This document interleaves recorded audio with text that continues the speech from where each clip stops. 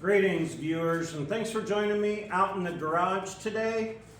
Got the Tundra up on jack stands, and I've given it the shake test. It's good to go. I've got some front end upgrades in store for this. I went ahead and got it up. I'm going to give you the sneak peek, and then I'm going to do the pieces individual videos, I think, because they're not really related one to the other. Now let me show you what I have. These are the Bilstien 5100 extended travel struts with the 884 or the 2884 Old Man Emu inch and 3/4, 1.75 inch and 3/4 spring. I went with the 1 3/4 because I think with the 2-inch block that's on it, it was too much, but I was always able to set the back with the airbags. But this will be lower. Lower is always better. These are extended travel. This is the right way to do it, not the puck, but the puck lasted me for a year, and I'm not mad about it at all. I had a lot of fun with that in there, and I enjoyed the look. These are strut tower top braces. Where the 3 bolts come through your strut tower, up there on the top, I don't have my light with me because I'm just sneak peeking, but right across the top there, they will crack from stress of lifted trucks and off-roading. This is 3/16 inch thick piece of plate. These were pre-made. I can't remember who I got them from. But they were $36. I couldn't make that for $36. So front struts will be probably associated with the very end of this. I have here spindle braces. I got these from SRQ. I remember that they came from SRQ. Several different people offer them up. They are... Had to go look at the sticker. They are total chaos, but I got them from SRQ because they had the best price. These are spindle gussets. I don't know how I'm going to break these up, okay?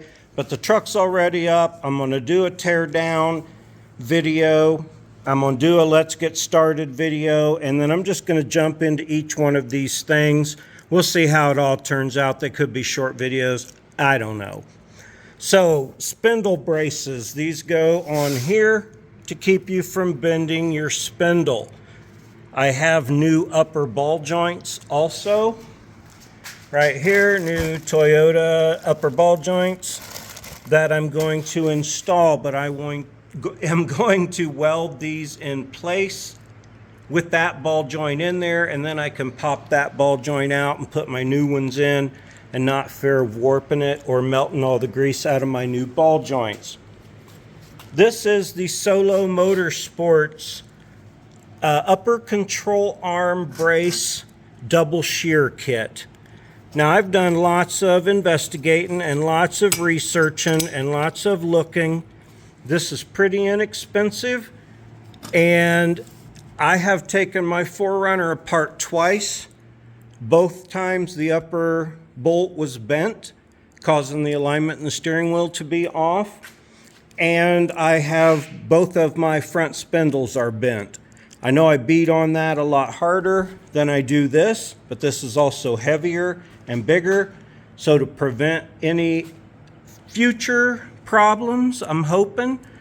I don't think I need to replace my upper control arms because I'm only at 1.75 inches. We'll see how it all turns out. That may be a thing, but even if this is in place, I can still change to aftermarket upper control arms later. So this will, let me grab a light. All right, yeah, that plate goes right up here on top, obviously.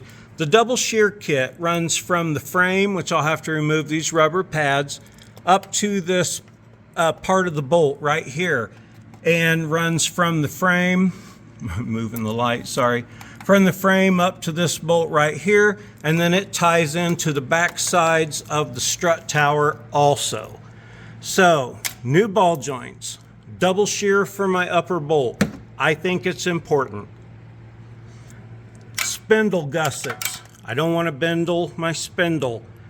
Correct struts. Yay. I'm excited to have the correct struts. Hopefully eliminate this spring contact thing that you see going on right here. I'm really excited. Thanks for joining me for this little sneak peek at what's going on. I have ordered and have here my timing set. Got 8,000 miles to go yet, so I don't know how soon that's coming. All of this needs done. I do have this passenger side upper ball joint is creaking, and the driver's side one is popping. These are aftermarket greasables. They say try 5 on them.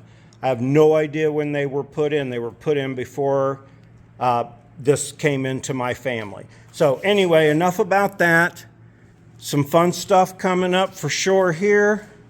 This is a little teaser, a little sneak peek. See what Slim and Oswald and I are going to do to the Tundra. It's up in the air. It's ready to go. These videos are going to kind of just jump right in. So when, yeah, hopefully you're excited as I am to see that come out and how they install and what the extra beef and new ride feels like on the front of the Tundra. I'm sure excited. Thank you for joining me for a Sneak Peek Saturday with Slim and the dog. Like and subscribe to my channel, please. Leave comments. It's free, easy, and painless, and it really helps me. And you're going to want to see every one of these videos that's coming up on this front end upgrade. I'm really stoked. Thanks for joining me out here today. Have a super great day.